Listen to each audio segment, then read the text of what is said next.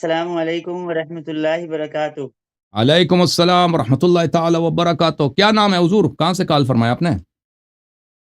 حبیب الرحمان کشمیر سے، انڈیا۔ اچھا حبیب صاحب، یہ جو عباد الرحمان صاحب سے خبر آ رہی کہ وہ آف لائن ہے، اب آپریٹر صاحب بھی کہہ رہے ہیں کہ ان کو کانٹیکٹ نہیں ہو پا رہا۔ اللہ خیر کرے ان کو۔ چلیں جی جی آپ حضرت خیریت سے ہیں انشاءاللہ آپ؟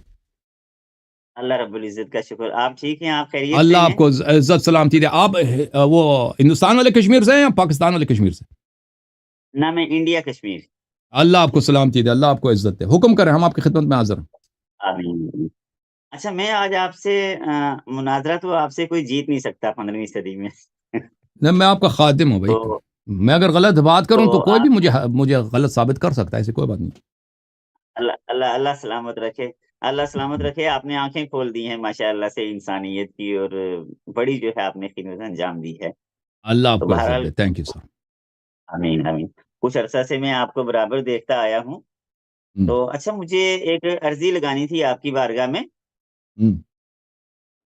کہ جو کتابت ہے نا، وحی کی کتابت، جی سر۔ اس میں اہل سنت سے اور اہل تشیع سے کیا کوئی ہمیں مستقل ایسے نام مل سکتے ہیں جنہوں نے کتابت کی ہو وحی کی؟ یہ جن لوگوں نے وحی لکھی ہے نا، اس طرح نہیں تھے کہ جی انہوں نے پورا قرآن لکھا ہے، انہوں نے کچھ وحی لکھتے جی تھے وہ۔ ہاں، جی تو یہ ہمارے پاس اس طرح مجھے نہیں ملتا کہ اس کا پورا لسٹ ہوگا کہ جن لوگوں کے متعلق روایت ہے کہ انہوں نے نقل کی ہے حدیث، جن کے متعلق ہے کہ انہوں نے کتابت کی ہے، اور وہ سب احادیث صحیح نہیں ہے۔ یعنی جن کے متعلق کہا گیا ہے کہ جی یہ کاتب وحی ہے نا، ان میں سے بہت سارے وہ احادیث ضعیف ہیں، یعنی وہ ثابت شدہ نہیں ہے کہ واقعی جی وہ جی جی کاتب تھے یا نہیں تھے، لیکن وہ ان کا لسٹ ملے گا اگر آپ لیکن شیعہ کتب میں یہ نہیں ہے۔ شیعہ کتب میں ذکر ہوگا، لیکن شیعہ کتب میں یہ ہے کہ پورا قرآن جس طرح اللہ نے نازل کیا تھا وہ صرف ایک ہی شخص نے لکھا ہے، وہ رسول اللہ صلی اللہ علیہ وسلم کے بھائی امیر المؤمنین علیہ السلام ہے، اور رسول اللہ صلی اللہ علیہ جی بے وسلم نے ان شک۔ کو حکم بھی دیا تھا کہ میرے مرنے کے بعد انہوں نے فرمایا تھا کہ قرآن جتنے لکھے گئے وہ جی پیغمبر اس کی بہت حفاظت کرتے تھے، اس طرح نہیں تھے قرآن کے متعلق لاپرواہ ہوں کہ اس کی پرواہی نہیں ہے۔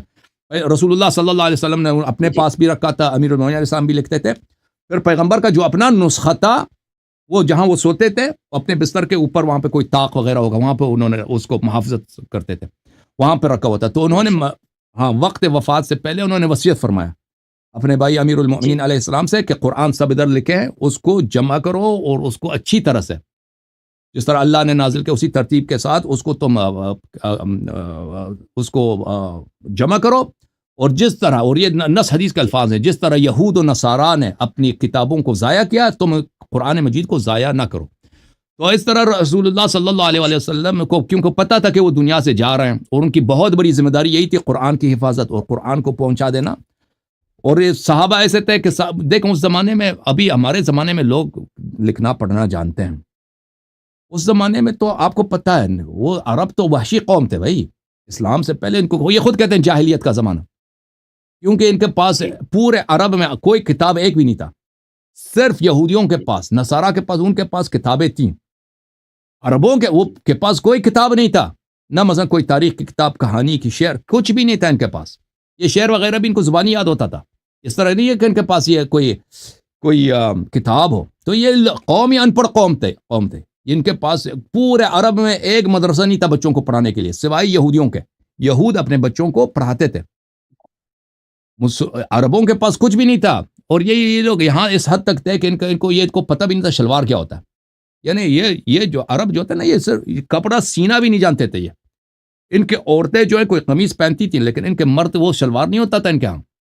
وہ تاریخ میں ملتا ہے کہ یہ جب جنگ ہوا ہے نا ایرانیوں کے ساتھ، تو ان کو شلوار ملا تھا کسی عرب کو، تو اس نے شلوار کو اس نے سمجھا یہ کوئی قمیص ہے، اس نے اپنے سر میں ڈال دیا تھا، اس کا اپنے دونوں ہاتھ جو ہے نا اس نے شلوار کے جو وہ ہوتے ہیں اس سے نکال، اوپر اس نے گالی دینا شروع کیا فرس کو، فارسوں کو، ایرانیوں کو، کہ ان کے دیکھ ان کا قمیص کیسا ہے۔ تو یہ تو ایک وحشی قوم تھی، ان کے جی پاس کوئی تہذیب کچھ بھی نہیں تھا ان کے پاس۔ اور جب سکندر عالمگیر نے جب دنیا فتح کرنے کی کوشش کی نا، وہ ہندوستان تک اس نے پیش قدمی جی کیا، یورپ سے لے کر بہت وہ ادھر نہیں آیا، جی وہ آیا اس نے دنیا فتح کی ہے، وہ مکہ مدینہ عربستان کی طرف جو جزیرت اس طرف آیا ہی نہیں، کہا یہ جانے کی ضرورت ہی کیا ہے، یہاں پہ کچھ ہے نہیں، یہاں پہ کچھ وحشی قبیلے رہتے ہیں۔ تو یہ لوگ بہت ان پڑھ تھے. دیکھیں تو رسول اللہ صلی اللہ علیہ وسلم کو کیونکہ پتا ہے کہ میرے صحابہ ان کو لکھنا پڑھنا نہیں آتا، اور قرآن ایک ایسی عظیم امانت ہے کہ ایسے قوم کے حوالے کرو کہ 99% ان پڑھ، 99% سے بھی زیادہ. جی تو یہ وہ اس طرح کی وہ غیر ذمہ دارانہ کام انجام نہیں دے سکتے تھے، تو انہوں نے اس کے لیے بہت ہی اہتمام فرمایا کہ اپنے جیسا ایک مومن، ایک معصوم، ایک شخص جو اللہ کی جانب سے وہ گارنٹی شدہ ہے کہ یہ مومن ہے، متقی ہے، معصوم ہے، ان کو چنا ہے کہ یہ میرے بعد قرآن کو جمع کریں. جی بسم اللہ، مزید کچھ فرمائیں. ماشاء اللہ. بس یہ ایک تو وہی سے اسی کتابت کے بارے میں آپ سے عرض کرنا تھا. دوسرا ایک آپ کی خدمت میں ایک عرضی لگانی تھی چھوٹی سی، جی سر. کہ کبھی آپ پنجتن پاک پر نا اہل بیت طیبات جو اہل قصہ ہیں، ان پر کوئی ایسا مکمل بیان آپ جاری فرمائیں جس میں احادیث منیت بھی ہوں، احادیث احبیت بھی ہوں، ان ساری جی چیزوں کا ایک مجموعہ جمع ہو جائے. انشاءاللہ کیونکہ انشاءاللہ. آپ کو پتہ ہے ہمارے یہاں پر جو میں دیکھ رہا ہوں، ہمیں تو کافی بار فتویٰ لگ جاتا ہے، رافضیت کا لگ جاتا ہے، شیعت کا ہم، لگ جاتا ہے.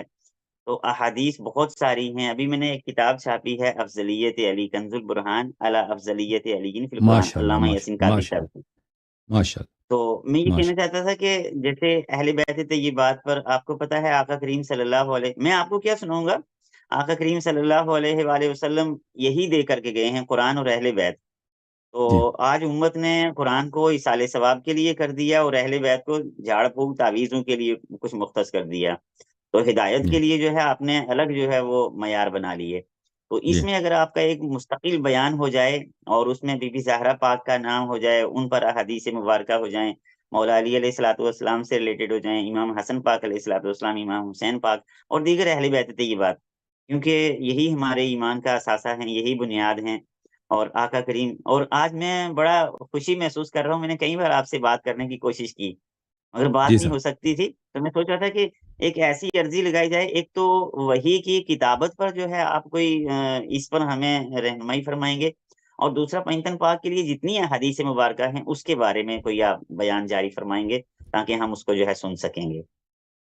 جی سر انشاءاللہ کیا انشاءاللہ انشاءاللہ. آپ دیکھیں ابھی میرا ایک تقریر ہے، ابھی میں نے 13 رجب کو کیا تھا نا، اس کو آپ دیکھ لیں، اسی اردو زبان میں ہے، شاید 1.5-2 گھنٹے کی ہے اردو جی زبان میں. اس میں نے کچھ روایات جی احادیث پیش کی ہیں، تو انشاءاللہ تبارک و تعالی وقتاً فوقتاً کریں گے انشاءاللہ، اللہ کے اذن سے، اللہ تعالیٰ کے جی انشاءاللہ انشاءاللہ. لطف و کرم سے. جی ہاں. جی جی. اللہ آپ کو تو سلامتی دے. ایک، آمین آمین، ایک تو میں یہ عرضی لگانا چاہتا تھا، دوسرا یہ ہے کہ جیسے 12 ائمہ ہیں، جی تو اس میں نے کچھ کتابوں میں احادیث دیکھی ہیں، فرائض الصمتین میں دیکھی ہے، ینابع المودہ میں دیکھی ہے، اور دیگر ہم، بہت ساری کتب میں، اور ایک ہم، کتاب ہے المودۃ فی القربہ. تو جی اسی سر. طرح سے آپ کے پاس جو احادیث مبارکہ ہوں آقا علیہ الصلوۃ والسلام کی زبان مبارک سے، آقا کریم صلی اللہ علیہ وآلہ وسلم جی نے جو فرمودات ان کے بارے میں جی فرمائے ہوں، کیونکہ آپ اس وقت ایک سمندر ہیں، آپ سمندر میں سے میں جیسے آپ کا موتی خادم ہوں. نکلتے ہیں، آپ ایسے احادیث نکال کے لاتے ہیں. ماشاء اللہ. اللہ سلامت اللہ آپ کو رکھے، اللہ عزت دے، خیر اللہ آپ رکھے. کو سلامتی دے. جی میرے بھائی آمین خدا آپ آمین کو سلامتی آمین دے. تھینک یو سر، اللہ آپ کو عزت دے. آمین. Thank you. انشاءاللہ انشاءاللہ بجا لائیں گے، آپ کے حکم کی تعمیل ہوگی. اللہ آپ کو عزت دے. Thank you sir. ٹھیک. Thank you.